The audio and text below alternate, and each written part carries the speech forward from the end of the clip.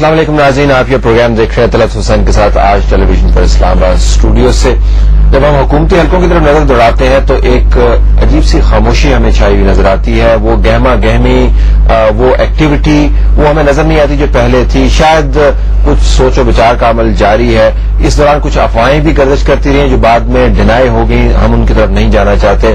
ایک عمومی خیال یہ ہے کہ اس سوچ و بچار کے پیچھے ایک یہ تحریک ہو سکتی ہے کہ ہم سے کیا غلطیاں ہوئیں، ان کا کس طریقے سے ان کو ایڈریس کرنا چاہیے اور مستقبل کی راہ کس طریقے سے متعین کرنی چاہیے۔ دوسری طرف سوچ یہ بھی ہے کہ کچھ لوگ یہ کہہ رہے ہیں جی کہ آپ وقت لیں، سانس لیں، اور اس کے بعد جن لوگوں نے آپ کو اپوز کیا، جہاں جہاں پہ آپ کو چیلنجز نظر آ رہے ہیں، صدر صاحب کا مشورہ وہ یہ دے رہے ہیں کہ آپ ان کو ایلیمینیٹ کر دیں پولیٹیکلی، آپ ان کے ساتھ ڈیل کریں سٹرنلی، اور اپنا ہاتھ جو ہے وہ ہولا نہ کریں۔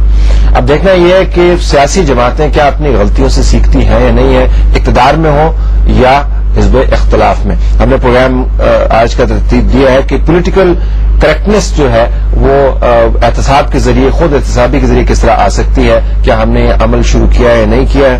ہمارے پاس موجود ہے عمران خان صاحب جو چیئرمین ہے پاکستان تحریک انصاف کے، موجود ہے ہمارے ساتھ اسٹوڈیو میں۔ بہت شکریہ خان صاحب تشریف لانے کا، آپ ابھی لندن سے لوٹے کل اور یہاں پر تشریف لائے۔ غلام سرور خان صاحب ہمارے دوسرے مہمان ہیں، federal minister for labour, man power and overseas Pakistanis. Thank you very much for joining اس۔ لاہور اسٹوڈیو میں ناظرین ہمارے ساتھ موجود ہیں سردار ذوالفقار علی خان کھوسا صاحب جو پریزیڈنٹ ہے پاکستان مسلم لیگ نون پنجاب کے۔ سردار صاحب آپ کا بھی بہت بہت شکریہ۔ Let me start with you Sarwar Khan صاحب، کیا واقعتاً حکومت کی جو پارٹی ہے یا آپ کیبنٹ کے اندر جو دوست بیٹھتے ہیں، اس کے اوپر کوئی سوچ بچار ہوتی ہے کہ حکومت سے کچھ غلطیاں ہوئیں یا مستقبل کے اندر ہمیں اس سے کچھ سیکھنا چاہیے، یا آپ کے خیال میں سب کچھ ٹھیک ٹھاک ہے، کوئی مسئلہ نہیں ہے؟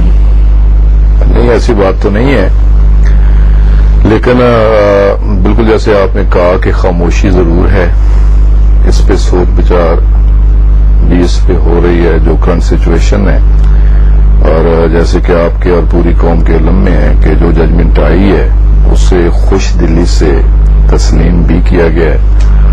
پرائم منسٹر کی طرف سے، پریزیڈنٹ کی طرف سے بڑی واضح سٹیٹمنٹس آئی ہیں، اور یہ سٹیٹمنٹس ججمنٹ کے بعد نہیں آئیں۔ میں یاد کروانا چاہتا ہوں کہ ہر موقع پہ یہ سٹیٹمنٹس آتی رہی ہیں، پبلک میٹنگز میں آتی رہی ہیں، کیبنٹ میٹنگ میں ڈسکشن ہوئی تو یہ چیزیں آتی رہی ہیں، وزراء نے بھی اس پہ بات کی ہے، پرائم منسٹر نے بھی اس پہ بات کی ہے، پریزیڈنٹ نے بھی اس پہ کئی بار بات کی ہے کہ کورٹ کا جو بھی ڈیسیژن آئے گا اسے ہم منوان تسلیم کریں گے۔ اور میں نے خود کئی موقعوں پہ یہ بات کی ہے کہ معاملہ کورٹ میں ہے اور سڑکوں پہ لوگوں کو اس وقت لانے کا جواز نہیں ہے، جبکہ پریزیڈنٹ اور پرائم منسٹر کہہ چکے ہیں کہ جو ججمنٹ ہوگی ہم تسلیم کریں گے۔ تو خدا نہ خواستہ اگر کوئی ایسی ججمنٹ گورنمنٹ کے خلاف آتی ہے تو گورنمنٹ اسے تسلیم نہیں کرتی، تو پھر اخلاقی، قانونی، آئینی، سیاسی جواز اپوزیشن کے پاس بھی ہے، وکلا کے پاس بھی ہے، باقی لوگوں کے پاس بھی ہے کہ وہ سڑکوں پہ آئیں اور لوگوں کو لائیں۔ تو یہ ایک اچھی مثبت سوچ ججمنٹ سیٹ بیک ہے نا حکومت کے لیے؟ نہیں ہے؟ لیکن جی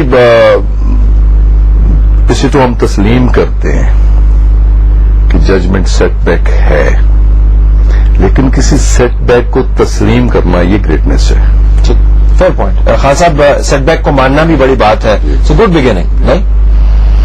کیا چوائس تھی، کیا کہہ سکتے ہیں ہم، یعنی کہ یہ سیٹ بیک، یہ لفظ بھی آپ نے غلط استعمال کیا، یہ تو ایک کانسٹیٹیوشن کی دھجیاں اڑانے کی کوشش کی گئی۔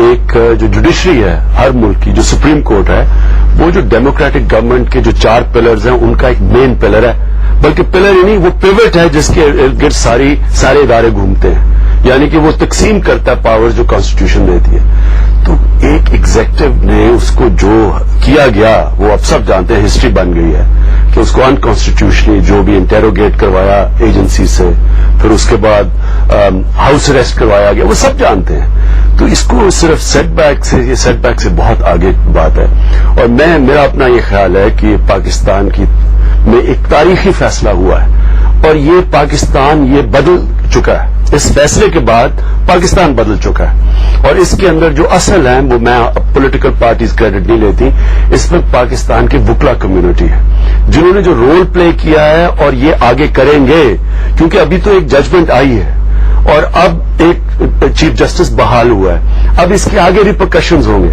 ہم انتظار کر رہے ہیں جب ایک سیشن کورٹ ایک ہر علاقے کے اندر کھڑا ہوگا اور وہ سارے جسٹس افتخار بن جائیں گے اور وہ آئین کے مطابق فیصلہ کریں گے بجائے کسی سے ڈکٹیشن لینے. لیکن سٹنگ منسٹر کے لیے حکومت کو ریپرزینٹ کرتے ہوئے یہ بات ماننا کہ سیٹ بیک ہے، it is not a bad beginning. Pakistani معیار اگر آپ دیکھیں تو حکومت تو اپنی غلطی کبھی مانتی ہی نہیں ہے، وہ تو کہتے ہیں ہم سب کچھ ٹھیک ہے. پریویسلی اگر دیکھیں جی کہ 2 حکومتیں ایسی بھی رہیں اور ان کے جو دونوں حکومتوں کے رویے رہے جوڈیشری کے ساتھ، اور خاص کر ایک حکومت کا رویہ پی ایم ایل این کا جو رویہ جوڈیشری کے ساتھ رہا اور جس طرح جوڈیشری پر حملہ کیا گیا، جس طرح کنفرنٹ کیا گیا، تو میرا خیال ہے اگر دیکھا جائے تو اس میں بہتری تو لازمی آئی ہے کہ ایک کانسٹیٹیوشنل سٹیپ تھا کہ ایک ریفرنس آیا پرائم منسٹر کی طرف سے کانسٹیٹیوشنلی، پریزیڈنٹ کے لیے یہ بائنڈنگ تھا کہ وہ ریفرنس آپ بھجوائیں سپریم جوڈیشل کاؤنسل میں.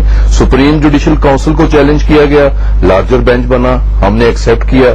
لارجر بینچ کا ڈیسیژن آیا تو وہ بھی گورنمنٹ نے ایکسپٹ کیا. تو آپ دیکھیں اگر پی ایم ایل این کی بات کی تو میرے خیال میں کوثر صاحب کی انٹروینشن جو ہے وہ لازمی ہے. کوثر صاحب، نواز شریف صاحب کے بھی معاملات تھے عدلیہ کے ساتھ، کورٹ کے سامنے وہ پیش بھی ہوئے، لیکن اس کے بعد ان معاملات کو جس طرح طے کیا گیا وہ بھی پاکستان کی جوڈیشل تاریخ کا ایک حصہ ہے.